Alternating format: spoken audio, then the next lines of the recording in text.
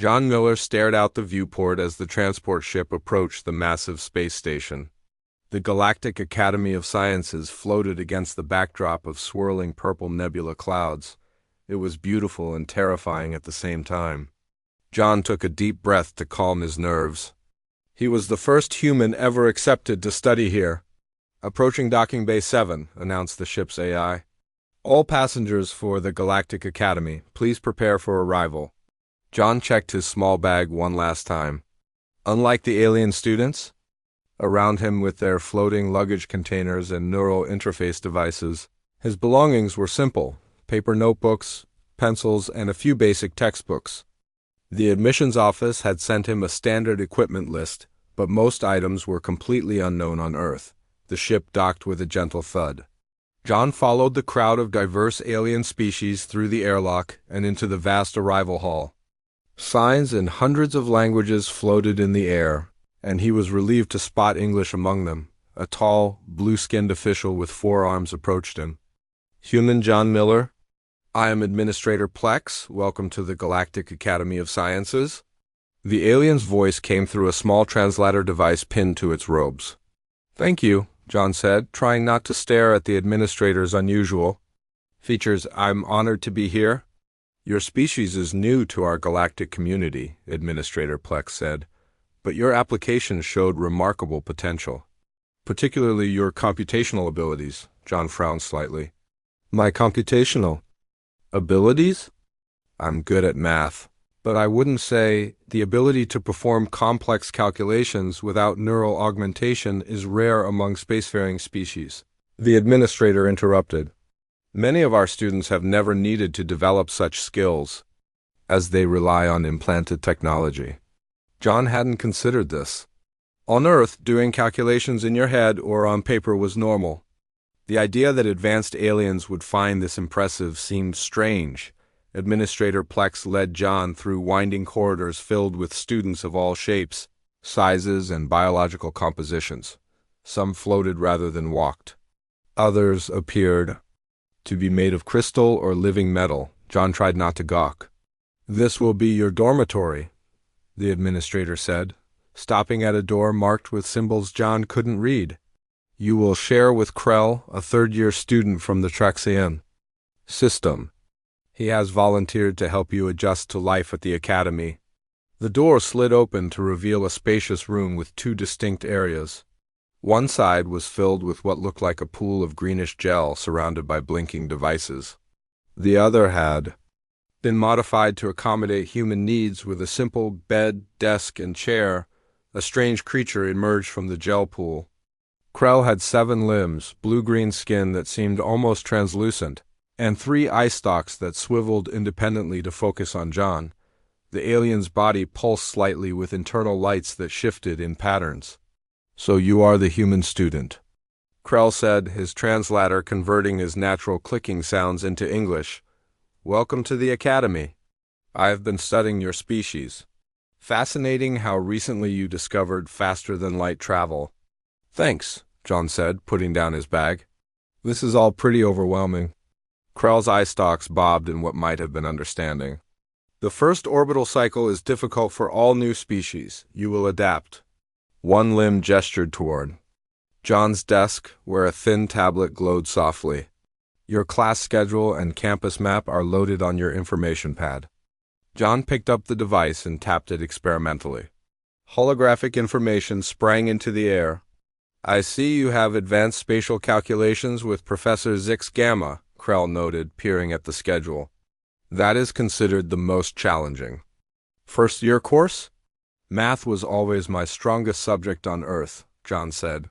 Krell made a bubbling sound that the translator didn't convert. John guessed it might be laughter. "Earth mathematics will be like a child's counting game compared to what you will learn here," Krell said. "Professor Zix Gamma expects students to understand 11-dimensional problem-solving." John felt a twinge of doubt but pushed it aside. "I'll just have to work hard then." "You don't have a quantum calculator embedded in your cerebral cortex?" Krell asked, his eye stalks quivering in what seemed like disbelief. "No," John replied with a shrug. "I just use the methods we learn on Earth." Krell's translucent skin flushed with pulsing lights. Perhaps you could ask Professor Zix Gamma for accommodation during exams? I think I'll manage just fine, John said with more confidence than he felt. Later that evening, John attended the first-year orientation in a massive hall filled with new students from across the galaxy. The Academy's Chancellor, a being composed entirely of swirling energy contained in a specialized suit, welcomed them. Knowledge has no boundaries, the Chancellor's voice boomed. Here at the Galactic Academy, we celebrate the diverse approaches to science that have evolved throughout our galaxy. Each species brings unique perspectives that enrich our collective understanding. After the ceremony, John found himself surrounded by curious alien students. They asked about Earth, human biology, and especially about how humans learned mathematics. You mean you manually memorize calculation processes? Asked a crystalline being whose body refracted light into rainbow patterns. Without neural programming? Yes, John explained. We learn addition and multiplication tables when we're young, then build on those skills.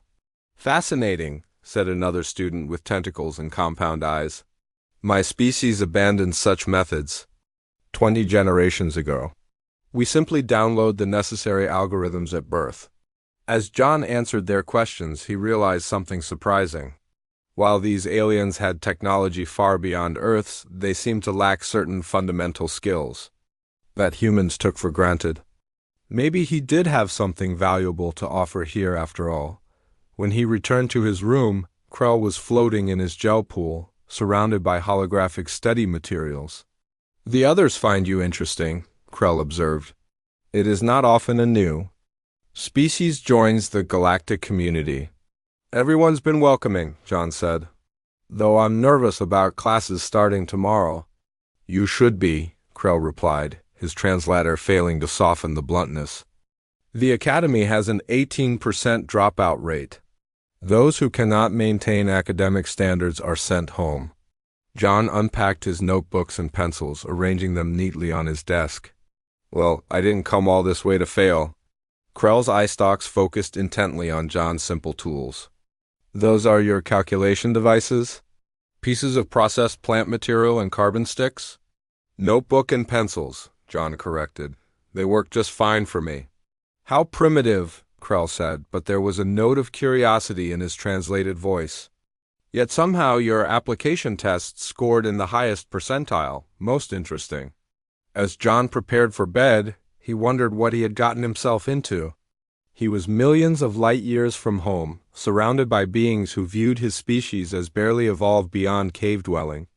Tomorrow he would begin classes in sciences so advanced they hadn't even been imagined on Earth, but as he drifted off to sleep, John smiled to himself.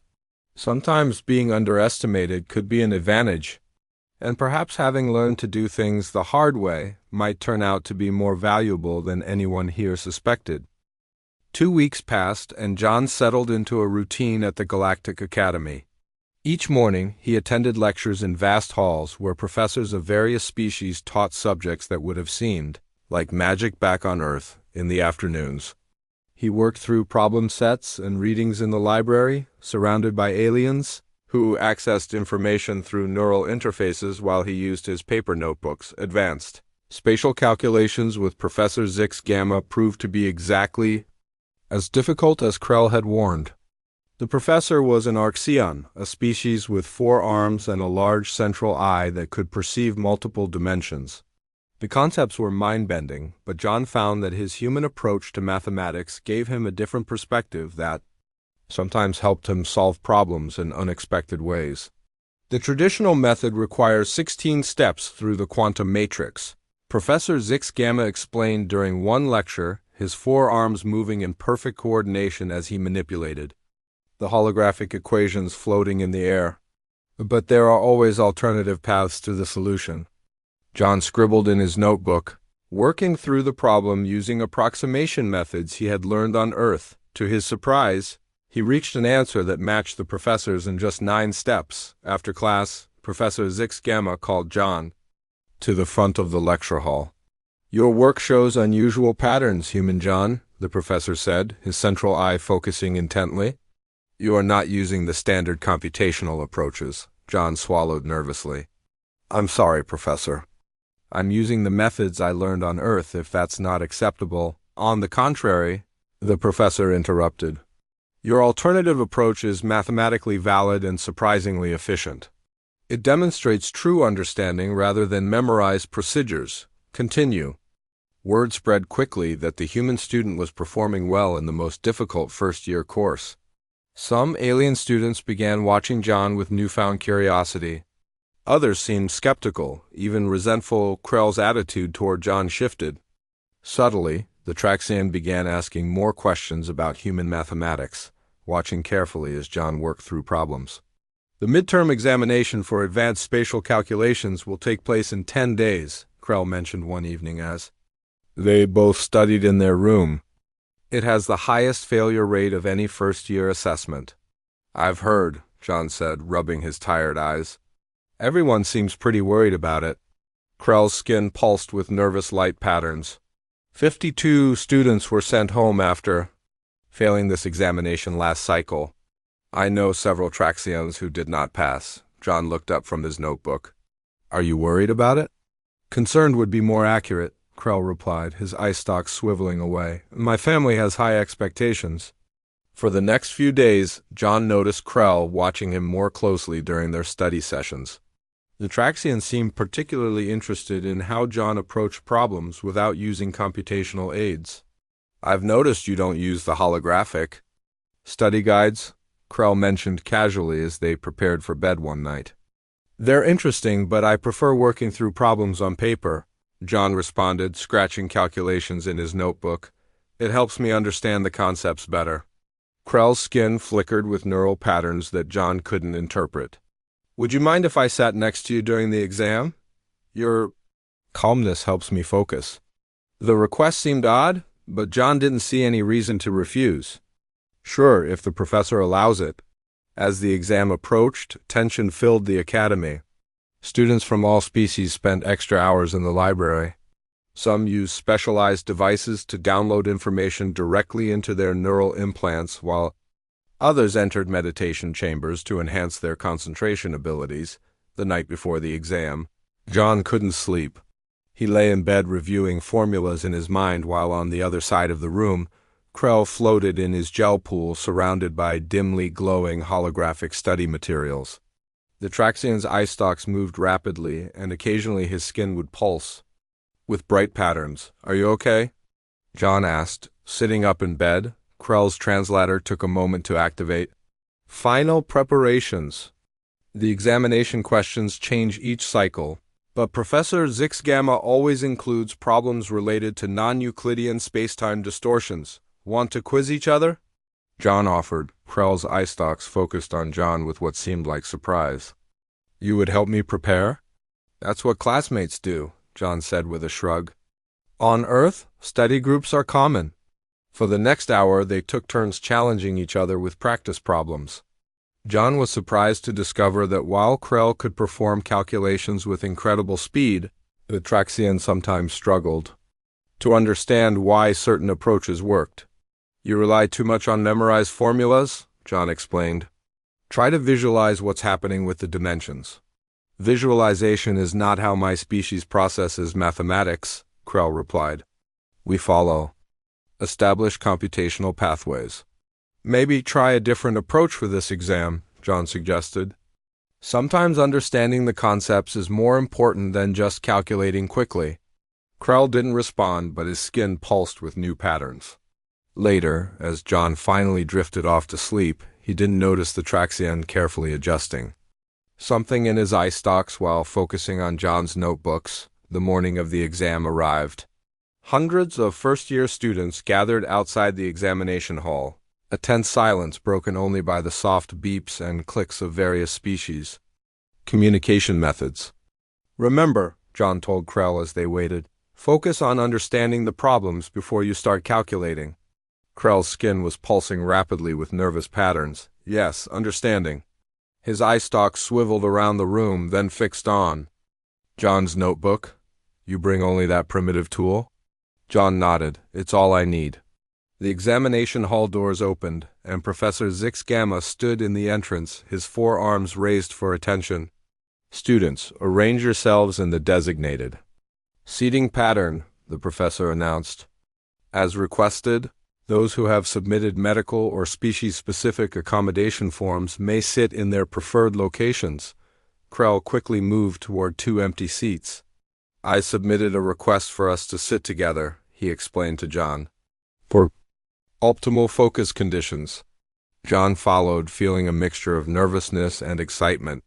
This was what he had been preparing for since arriving at the academy. As they settled into their seats, he noticed that Krell had positioned himself at an angle where the Traxian's eye stalks could easily see John's desk. A strange feeling nagged at John's mind. But before he could consider it further, Professor Zix Gamma made an unexpected announcement that silenced the entire hall. "To ensure fairness among all species," the professor declared, his central eye sweeping across the room, "today's examination will be conducted without computational aids of any kind. All neural implants, quantum calculators, and dimensional processors must be deactivated for the duration of the test." A wave of shocked murmurs swept through the room. John felt Krell stiffen beside him as the implications became clear. The exam was about to become much more difficult for everyone, except the human who had never relied on technology in the first place. The examination hall erupted into chaos. Students from dozens of different species began protesting immediately, their various translator devices creating a cacophony of overlapping voices. "This is outrageous," exclaimed a crystalline entity from the front row. "My species hasn't performed manual calculations in 12,000 cycles. I require my neural processor to function mathematically," called out another student whose body seemed to be composed of swirling gas. Contained in a specialized suit, Professor Zix Gamma raised all 4 of his arms for silence. His central eye glowed with a fierce intensity that quieted the room. "The fundamental principles of mathematics exist independent of technology," the professor stated firmly. "Today you will demonstrate understanding, not tool proficiency. Academy regulations permit me to change examination conditions without prior notice as long as the same standards apply to all students." John felt a mix of emotions wash over him. Without calculators, he would be on equal footing with his technologically advanced classmates. In fact, he might even have an advantage. Having trained his whole life to calculate without technological assistance, he glanced at Krell beside him. The Traxian's skin had turned a pale blue-gray color, and his eye stalks were trembling. John realized with sudden clarity why Krell had been so interested in sitting next to him. The Traxian had planned to copy his work during the exam. "Are you?" "Okay," John whispered. "This is unexpected," Krell replied, his translator barely audible. "Traxians integrate with computational technology from hatching. I have never solved complex equations without neural assistance." John felt a twinge of sympathy despite his realization about Krell's intentions. "Just try to remember the concepts we discussed. Focus on understanding the problems first." Professor Zix Gamma moved around the room, activating a series of small devices that emitted a soft purple glow. "These field generators will temporarily disable all computational implants and devices. The effect is harmless but will prevent any technological assistance during the examination." Several students looked physically ill at this news. A few requested to be excused, but the professor denied all such requests. "This examination is 20% of your final grade," he reminded them. "Failure to complete it will significantly impact your academic standing." The examination materials appeared simultaneously on the desks in front of each student, thin sheets of responsive material that displayed complex problems. John picked up his pencil and began reading the first question while all around him. Alien students stared at their exams in various states of distress. The first problem involved calculating gravitational distortions in an 11-dimensional space. John sketched out the scenario, breaking it down into components he could visualize. Next to him, Krell was staring blankly at his exam, his eye stalks occasionally darting toward John's paper. John positioned his arm to partially block. Krell's view, not out of unkindness, but because he believed the Traxian needed to learn the material for himself. He worked steadily through the problems, finding that many could be solved using approximation methods and fundamental mathematical principles he had learned on Earth. Halfway through the exam, John looked up to see Professor Zix Gamma watching him with interest. The professor's central eye blinked slowly before he moved on to observe other students. Around the room, the scene was one of academic distress. Many students sat frozen, unable to proceed without their technological aids.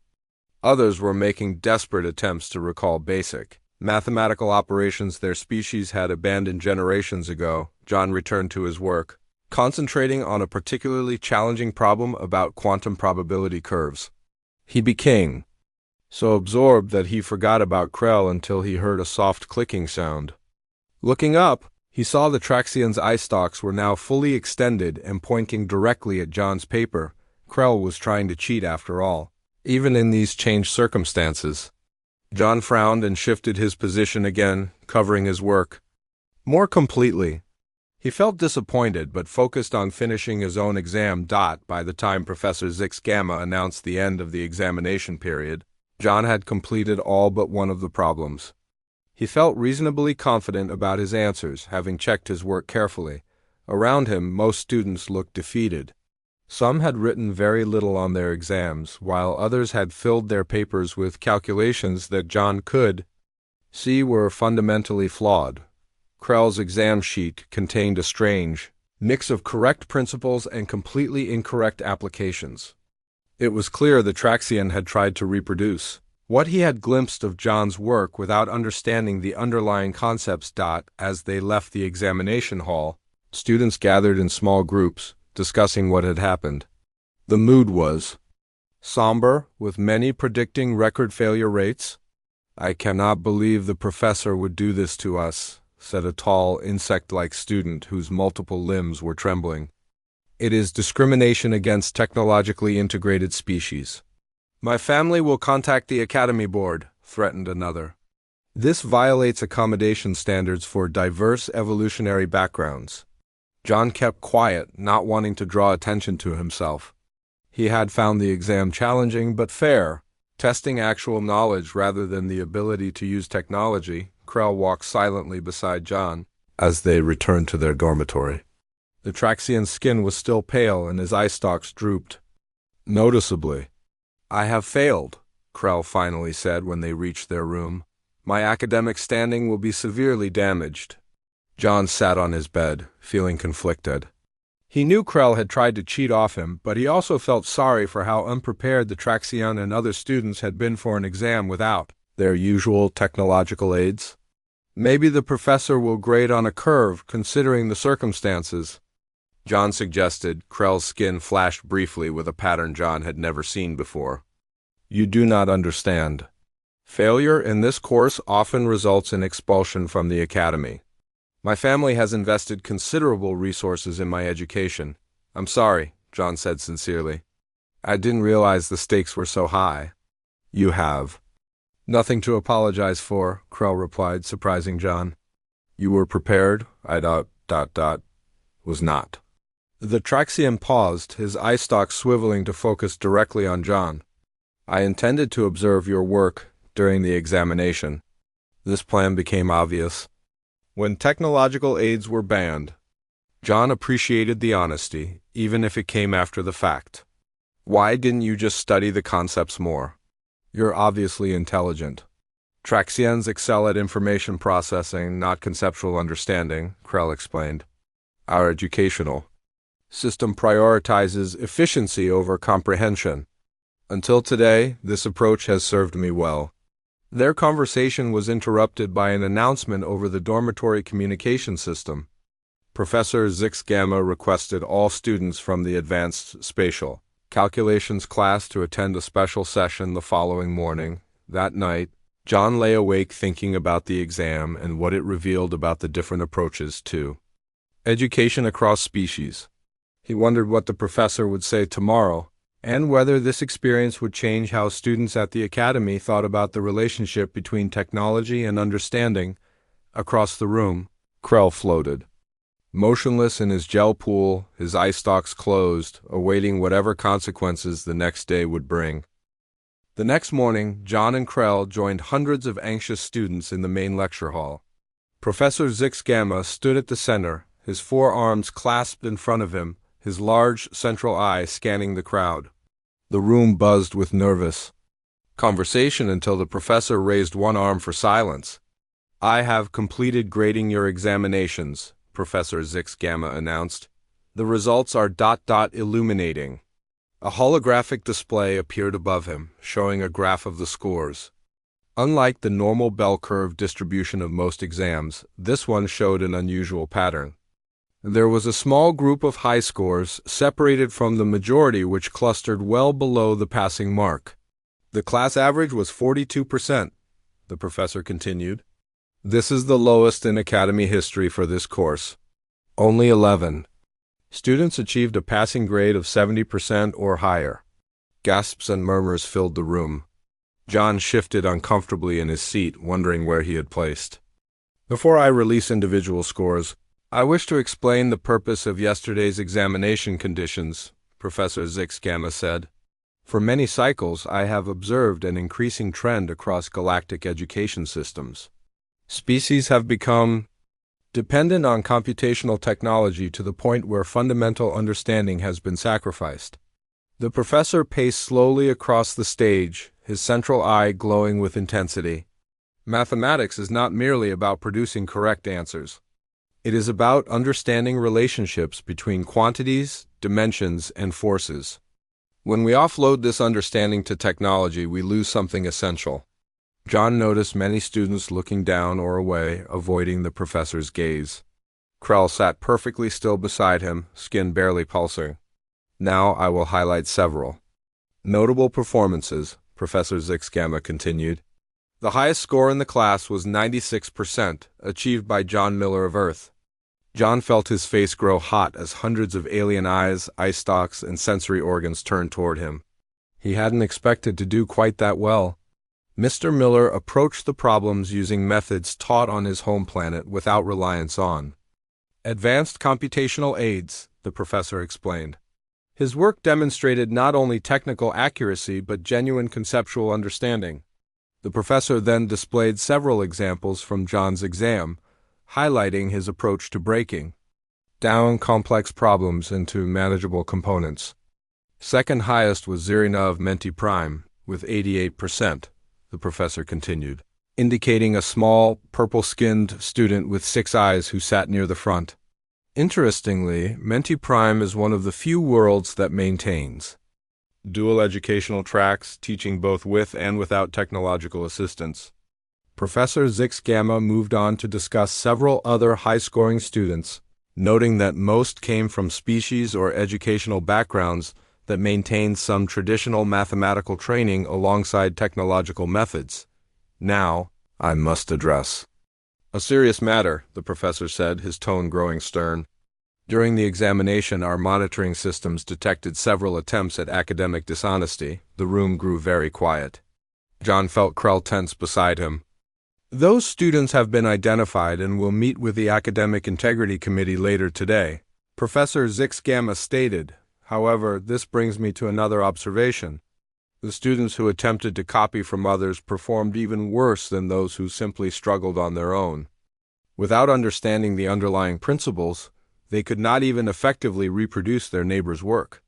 Professor Zix Gamma displayed a collection of answer sheets side by side.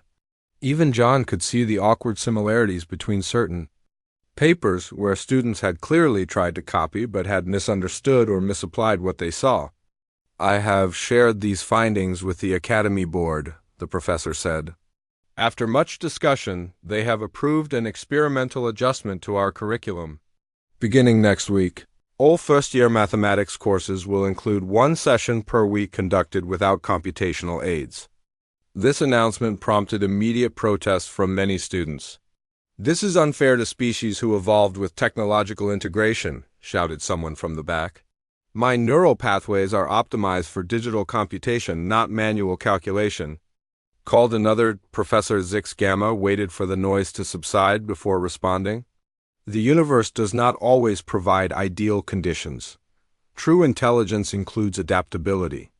Those species who cannot perform basic operations without their technology are at a disadvantage in crisis situations. After the meeting, John found himself surrounded by curious and sometimes resentful students. Some congratulated him, while others asked if he would help them learn primitive calculation methods. A few muttered that humans had an unfair advantage due to their recent evolution without advanced technology. As the crowd dispersed, Professor Zix Gamma approached John. "A moment of your time, Mr. Miller," the professor said. "I would like to discuss your examination in more detail." John followed the professor to his office, a strange room where objects seemed to phase in and out of different dimensional states. The professor gestured to a chair that thankfully remained stable in 3 dimensions. "Your performance was remarkable," Professor Zix Gamma said, settling into a seat designed for his 4-armed physiology. "Particularly your solution to Problem 7 involving quantum probability distributions. You used an approach I have not seen before." John explained how he had visualized the problem using analogies to water flow that he had learned in a physics class on Earth. "Creative and effective," the professor commented, his central eye blinking thoughtfully. "This is precisely the kind of conceptual understanding I hope to encourage." The professor then shifted topics. "I must also discuss your roommate, student Krell. Our monitoring system identified him attempting to view your examination paper multiple times." John looked down at his hands. "I noticed that too." "Yet you did not report him," Professor Zix Gamma observed. "May I ask why?" John considered the question carefully. "On Earth, we believe people should have chances to learn from mistakes." Krell admitted what he tried to do after the exam. He seemed genuinely sorry and embarrassed. The professor's central eye narrowed slightly. "Interesting. Most species would prioritize justice or fairness over such considerations. What will happen to him?" John asked. "The Academic Integrity Committee will determine appropriate consequences," Professor Zix Gamma replied. "However, your perspective will be taken into account." As John left the professor's office, he found Krell waiting outside. Utraxian's skin was pulsing with anxious patterns. "I have been summoned to the Academic Integrity Committee," Krell said, his translator conveying the nervousness in his natural clicking speech. "They will likely expel me from the academy." "I don't think so," John replied. "I spoke with Professor Zix Gamma about what happened. I think they'll give you another chance." Krell's eye stalk swiveled in surprise. "You spoke in my favor? After I attempted to copy your work?" John shrugged. "Everyone makes mistakes. The important thing is learning from them." "I do not understand human ethics," Krell said, his skin flickering with confused patterns. "On my world, competition is valued above all. An enemy's failure is one's own advantage." "We're not enemies," John said simply. "We're classmates and maybe friends." As they walked back toward their dormitory, Krell was silent for a long time. Finally he spoke. "If I am permitted to remain at the academy, would you teach me your human methods of calculation? Not to cheat, but to truly understand." "Of course," John replied with a smile. "And maybe you can help me with some of the alien concepts I'm still struggling with. We could learn from each other." For the first time since the examination, Krell's skin brightened with more positive patterns. A mutually beneficial exchange. Perhaps there is wisdom in the human approach after all. 3 weeks after the examination, the atmosphere at the Galactic Academy had changed noticeably. Professor Zix Gamma's new curriculum was in full effect, with all first-year students now required to attend weekly sessions without computational aids. These classes, informally called human-style sessions by the students, were met with mixed reactions. John walked into the main library, now a very different place than when he first arrived. Instead of students sitting motionless while accessing information through neural interfaces, many were now hunched over tables with physical writing materials, practicing manual calculations. Several looked up as John entered, and a few waved him over. "John, can you check my work on this multidimensional integration?" asked Lyra, a student with feather-like appendages and large, owl-like eyes. I think I understand the concept, but my final answer seems wrong. John sat down and looked over Lyra's work. You've got the right approach, but you made an error in step 4. Try visualizing the boundaries differently. At another table, Zarina, the purple-skinned student who had placed second on the exam, was leading a study group. Remember what John showed us last week? Breaking the problem into smaller parts makes it manageable. Don't try to solve everything at once. John couldn't help smiling. In just a few weeks, he had gone from being viewed as a primitive curiosity to being sought after for his mathematical approach. He had started hosting informal tutoring sessions, which grew so popular that the Academy administration eventually assigned him a small classroom for these meetings. Krell had faced the Academic Integrity Committee and received a serious warning. Rather than expulsion, the Traxian was now one of John's most dedicated students, his natural intelligence finding new expression through the human approach to mathematics. John, do you have a moment? Krell approached, his skin pulsing with what John now recognized as excitement. I applied your visualization technique to the quantum field problem, and I discovered something interesting. John followed Krell to a quiet corner where a holographic display showed a complex mathematical model. Instead of following the standard 16-step calculation path, I visualized the field as you suggested and found a shortcut. It reduces the process to 7 steps without losing accuracy. That's fantastic, John said, genuinely impressed. Have you shown Professor Zix Gamma? I have an appointment later today, Krell replied, his eye stalks quivering with anticipation. This could contribute to Traxian mathematical theory if it proves consistently reliable. As they discussed Krell's discovery, a soft chime sounded throughout the library. An announcement followed. All students and faculty are requested to attend an address by the Academy Chancellor in the Grand Hall in 1 hour. Speculation ran wild as everyone made their way to the Grand Hall, the Chancellor rarely addressed the entire Academy except at the beginning and end of academic years. John and Krell found seats near the middle of the vast chamber, which quickly filled with students and faculty from all departments. The Chancellor's energy form glowed brightly as he appeared on the central platform. Esteemed faculty and students, I have called this gathering to announce a significant development in the Academy's approach to education. A hush fell over the crowd as the Chancellor continued. The experiment begun in Professor Zix Gamma's mathematics classes has yielded remarkable results.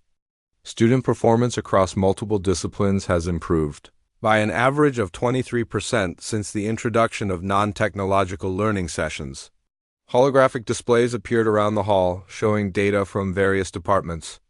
Most notably, problem-solving skills in crisis simulations have increased by 38%. Students are demonstrating greater adaptability and conceptual understanding. The Chancellor's energy form pulsed with what seemed to be satisfaction. The Academy Board has therefore approved a significant curriculum revision. Beginning next term, all departments will incorporate dual-method teaching balancing technological efficiency with fundamental understanding. The announcement prompted mixed reactions. Many faculty members nodded in approval, while student responses ranged from excitement to dismay. Furthermore, the Chancellor continued, we are establishing a new department, Comparative Cognitive Methods.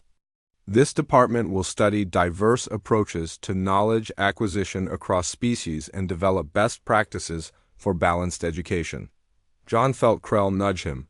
That sounds like it was created specifically for you, the Traxian whispered, before John could respond. The Chancellor made another announcement that confirmed Krell's observation.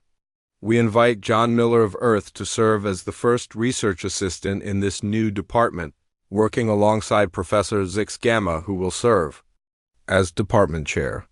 John sat frozen in shock as hundreds of eyes turned toward him. The Chancellor had just offered him a position at the Academia. Human first-year student who had arrived just months ago after the assembly, Professor Zix Gamma approached John through the crowd. Congratulations, Mr. Miller, your unique perspective has created quite the academic revolution. I don't know what to say, John replied honestly. I'm honored, but I'm still just a first-year student. A student who has helped us recognize a serious blind spot in galactic education, the professor said, his central eye focusing intently on John. Sometimes what appears primitive is merely different, and in that difference lies wisdom we had forgotten to value. Later that evening, John sat in his dormitory room, trying to process everything that had happened. Krell entered, his skin glowing with bright patterns. The Academic Integrity Committee has just posted their final decision on my case, the Traxian announced. I am placed on probation for 1 term but allowed to continue my studies with full standing afterward. That's great news, John said sincerely. They cited your testimony as a significant factor, Krell continued. His eye stalks dipping in what John had learned was a gesture of respect. And I have more news. My family has expressed interest in establishing an exchange program with Earth educational institutions. They believe there is much to learn from human methods. John smiled at the irony. Just months ago, Krell had viewed humans as barely evolved enough for space travel. Now his family wanted to learn from Earth. Will you accept the Chancellor's offer? Krell asked. John nodded slowly. I think so. There's so much potential in combining different approaches. Both technological and traditional methods have their strengths. Indeed, Krell agreed. My attempted deception during the exam was foolish, but it led to an unexpected outcome. Perhaps this is what humans call a blessing in disguise. Something like that, John laughed. Though next time, maybe just ask for help studying instead of trying to cheat. Krell's skin flashed with amused patterns. A lesson well learned. My species values efficiency, but I now understand there are no shortcuts to true understanding. As they discussed plans for the next term, John reflected on his journey at the academy. He had arrived feeling like an outsider, worried his primitive human methods would leave him at a disadvantage. Instead, those very methods had proven valuable in ways no one could have predicted. The incident with Krell and the calculator-free exam had sparked something larger than either of them, a reconsideration of what it meant to truly understand mathematics across the galaxy. Different evolutionary paths had created unique cognitive approaches, each with their own strengths and weaknesses. As news of the Academy's curriculum changes spread to other educational institutions across the galaxy, John realized that his small contribution might help shape how future generations of various species would learn. Sometimes the most valuable lessons came from unexpected sources, even from a species that still used pencil and paper.